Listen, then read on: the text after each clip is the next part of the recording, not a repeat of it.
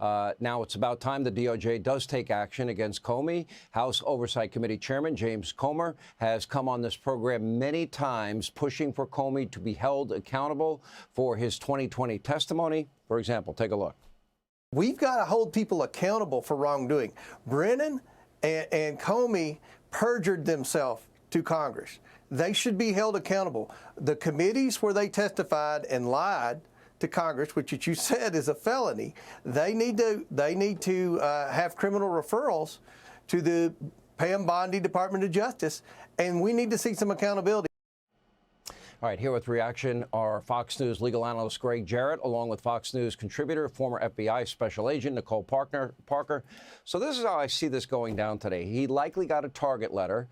Nicole, you can explain to people what that is. That was likely leaked to MSDNC. He knows that it would be about false statements because we know the people that the House Oversight Committee have interviewed. The grand jury meets tomorrow. It would either be tomorrow or Tuesday if, in fact, an indictment came, in all likelihood, maybe Friday, and that the statute of limitations, as Kevin said, are up. So you're very familiar with this process. Let's get into it. Right. So first of all, I'm also very familiar with James Comey because I worked under him when he was the FBI director. And I can tell you that in talking to current and former FBI special agents, this is something that those at the FBI want to see more than anybody, frankly, unless you were one of what they call Comey's homies, which there were individuals at the FBI, Sean, that actually adored Comey. They had mugs and they said literally Comey's homies on them and T-shirts and all these things. Look, that's ridiculous. Everybody else at the FBI knows that James Comey is the one that really brought down the entire FBI, which it has never recovered from. You know, when someone receives a target letter, they're basically being put on notice. You're being looked at. They haven't actually been charged. And so what I think should happen, in my opinion, is that if James Comey lied under oath, Title 18 United States Code Section 1621 is perjury, lying to Congress under oath. That is a federal violation. Or Title 18 U.S. Code 1001, making a false statement made to a federal officer or to a body, which could include Congress, making a material and made knowingly a false statement. He could also be charged with that. And so I think that we all have heard over and over, no one is above the law. And you know what, James Comey, you're not above the law either. The statute of limitation is expiring, and let's see what DOJ does with this. All right, I want to get your thoughts on this, Greg Jarrett, from a legal standpoint. And of course, you did 2 #1 best-selling books on this. But I would add to that, would FISA abuse be a part of it? Because he signed, correct me if I'm wrong, 3 of the 4 FISA warrants, ruined Carter Page's life, backdoor into Trump, his campaign, transition team, and presidency. And they knew, if my memory serves me well, correct me again if I'm wrong, in December, when they said bye-bye to Christopher Steele, that in fact that dossier was BS, and didn't he legally have an obligation to go back to the court? Tell us what you think about that part of the legal aspect as well. Well, it should have been brought a long time ago, and unless you weave it into an ongoing conspiracy, the statute of limitations on the FISA lies by Comey and others has expired.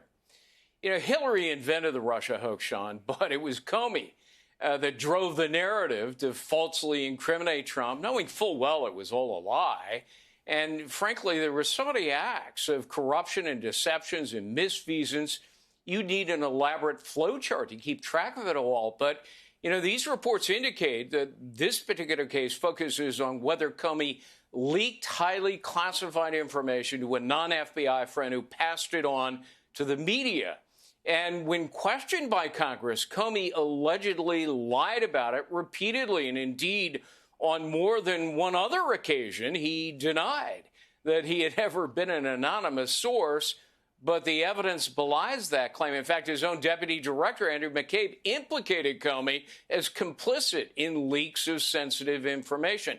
Other top officials at the FBI confirmed Comey was a prodigious leaker, often to improve his image and smear Trump. Whether a grand jury will indict, we'll have to wait and see. There's certainly been disagreement in the U.S. Attorney's Office. Reportedly, some prosecutors don't think they can prove a case beyond a reasonable doubt at trial. It's a very high standard. But, you know, even if perjury or obstruction is not brought, against Comey. He's not in the clear. The FBI director said he discovered burn bags, other hidden documents squirreled away in the building during Comey's tenure involving the Russia hoax. I mean, that could also be fresh evidence of wrongdoing in a conspiracy case. We just don't know at this point. The grand conspiracy aspect investigation confirmed by Kash Patel, that to me is where people need to look, because that would then, that pushes away the statute of limitations. All right, I appreciate both of you. Nicole, thank you. Greg, thank you. Hey, Sean Hannity here. Hey, click here to subscribe to Fox News YouTube page and catch our hottest interviews and most compelling analysis. You will not get it anywhere else.